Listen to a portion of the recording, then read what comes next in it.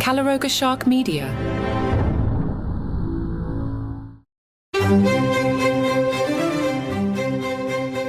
Hello and welcome to Palace Intrigue. I am your host, Mark Francis. The Christmas Day address by the monarch of the United Kingdom is a tradition that has evolved over decades, becoming one of the most anticipated moments of the holiday season. The message, delivered annually on December 25th, has come to embody the British monarchy's relationship with its people, offering a moment of reflection and unity. Although the royal Christmas message is now a staple of modern Christmas celebrations, its history is deeply tied to the changing face of the monarchy, technology, and the nation itself.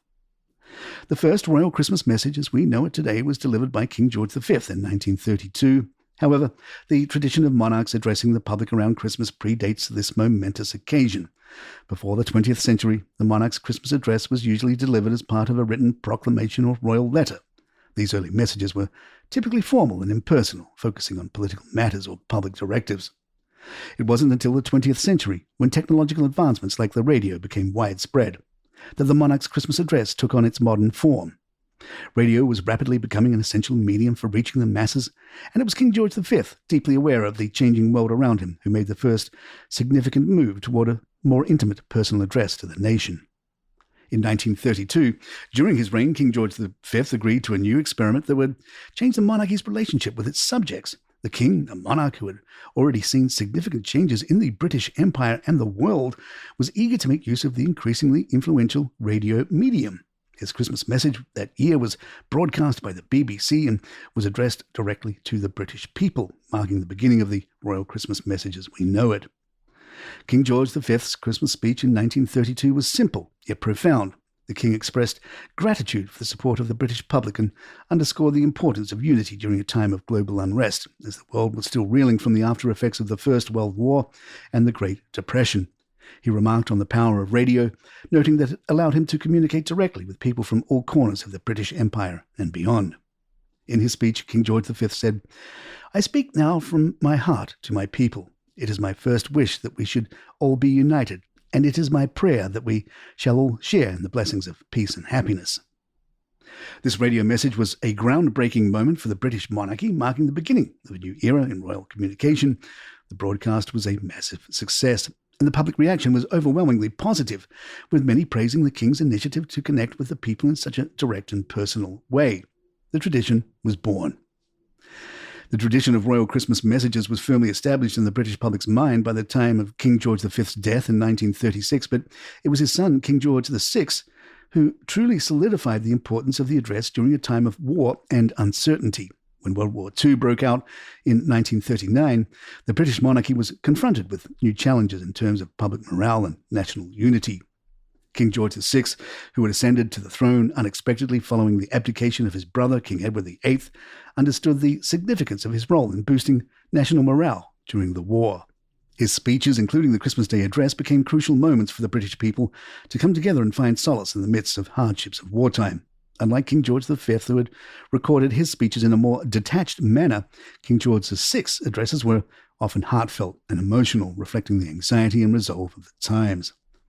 One of the most famous Christmas addresses by King George VI was delivered in 1939 at the outset of the war. In this address, the king directly acknowledged the difficult times facing the British people and expressed his hope that they would remain strong in the face of adversity. His speech was a rallying cry for resilience and became a symbol of the monarchy's commitment to supporting the nation through the war. King George VI's speeches, which were often broadcast live, also introduced a new level of intimacy and authenticity. The king, who had struggled with a speech impediment throughout his life, was viewed with deep sympathy by the public. His Christmas messages were no longer simple royal pronouncements. They were personal and deeply moving reflections that resonated with listeners. During the war years, the king's broadcasts were often accompanied by music or messages from other members of the royal family, enhancing the sense of solidarity and shared purpose. This marked a departure from earlier broadcasts, which had been strictly formal and devoid of emotional resonance. In 1941, for example, King George VI's Christmas speech included a stirring reading of the poem The Gate of the Year by Minnie Louise Haskins. The poem's opening line, "I said to the man who stood at the gate of the year, give me a light that I may tread safely into the unknown," became iconic. It captured the mood of a nation at war, with the king delivering it in a tone that combined hope with resolve. This blend of emotional depth and public leadership became a hallmark of the royal Christmas message, as it demonstrated the monarchy's role not just as a ceremonial institution, but as a source of moral support during the darkest of times. The Christmas message continued under King George VI until his death in 1952, when his daughter Queen Elizabeth II ascended the throne. The new queen, still a young woman at the time, inherited the Christmas address tradition and quickly adapted it to suit her own style and the changing world. Queen Elizabeth II's first Christmas message, delivered in 1952, marked a new chapter for the royal family. In many ways, it reflected the modernization of the monarchy under her leadership as the British Empire continued to shrink, and the role of the monarchy in the Commonwealth evolved. The Queen's speeches were often more personal and reflective than those of her predecessors, acknowledging the changing dynamics of the world and the monarchy's place within it. During her reign, Queen Elizabeth II used the Christmas message to reflect on both personal and national themes, offering a sense of continuity and reassurance to the people of the United Kingdom and the Commonwealth. Her messages have touched on significant events such as the country's recovery from the Second World War, the end of the British Empire, the development of the European Union, and the changing faces of the monarchy itself. The Queen's 1957 Christmas message was particularly notable for being the first to be televised. The introduction of television broadcasting had a profound impact on the way the monarch communicated with the people, as it allowed for a more intimate and direct connection.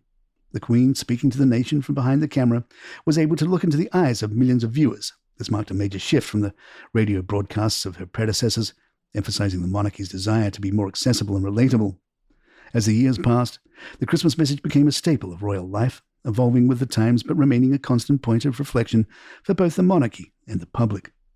Queen Elizabeth II's reign, which spanned over 6 decades, saw dramatic changes in both the world and the royal family. Through it all, the monarch's Christmas message remained a symbol of unity, hope, and continuity, serving as a touchstone for the nation during times of both joy and hardship. Palace Intrigue will be right back. After Queen Elizabeth II's death in September of 2022, her son Charles' first Christmas message delivered that year reflected the weight of his new role, acknowledging his mother's passing and the grief that the nation had experienced.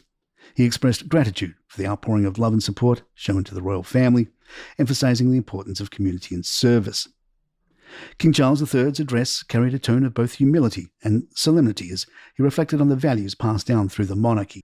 Much like his mother, he used the platform of the Christmas message to encourage people to come together in a spirit of kindness and understanding, especially during difficult times. The royal Christmas message has come to represent much more than just a holiday tradition. It is a symbol of the monarchy's commitment to the people of the United Kingdom and the Commonwealth. It serves as an opportunity for the monarch to address the nation directly, offering a sense of hope and connection that transcends political or social divisions. Whether delivered in times of peace or conflict, the King's Christmas message remains a unifying force, reflecting both the challenges and triumphs of the year past and offering a vision of hope for the year to come. And there you have it. From all of us here at Palace Intrigue, we wish you a happy holiday season. I'm Mark Francis. My thanks to John McDermott, and Merry Christmas.